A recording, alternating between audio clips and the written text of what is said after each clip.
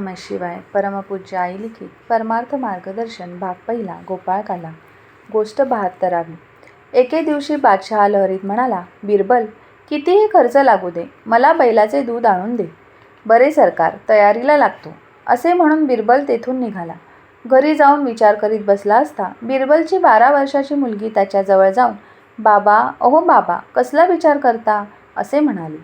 बिरबलने कारण सांगताच ती म्हणाली, त्याबद्दल तुम्ही काही विचार करू नका, मी बादशहाला बैलाचे दूध नेऊन देईल. दुसरे दिवशी पहाटे उठून पुष्कळशा चिंध्यांचे एक गाठोडे बांधून घेऊन धुण्यासाठी ती राजवाड्याच्या तलावाजवळ गेली आणि धबाधबा आपटून कपडे धुवू लागली. त्या आवाजाने राजा एकदम दचकून झोपेतून जागा झाला. आपली झोपमोड झाल्याबद्दल त्याला राग आला. त्या भरात सेवकाला बोलावून त्याने, यावेळी कोण धूत आहे, असा प्रश्न केला. बिरबल कन्या, असे सेवकाने सांगताच, आत्ताच्या आत्ता तिला बोलावून घेऊन ये, असे त्याने सांगितले. बिरबल कन्या समोर येताच, अजून चांगले उजाडले सुद्धा नाही, तेव्हा कपडे धुवायची एवढी घाई का केलीस?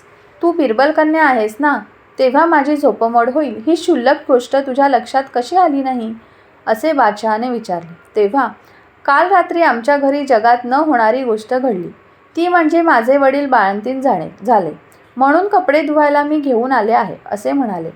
हट, काय बरळतीस हे, पुरुष कुठे बाळंतीण होत असतात काय, असे बादशहाने म्हणताच बिरबल कन्या म्हणाली, काहीतरी कसे मी बरळेन, काल तुम्हीच सांगितले ना माझ्या वडिलांना बैलाचे दूध आणायला. बैल व्याल्याशिवाय दूध कसे मिळणार, बैल जर वितो तर मग पुरुष बाळंतीण होणारच. हे बिरबल कन्येचे भाषण ऐकताच राजाला हसू आले.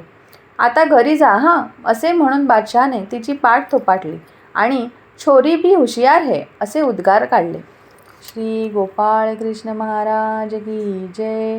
श्री गोपाळ कृष्ण महाराज की जय. श्री गोपाळ कृष्ण महाराज की जय.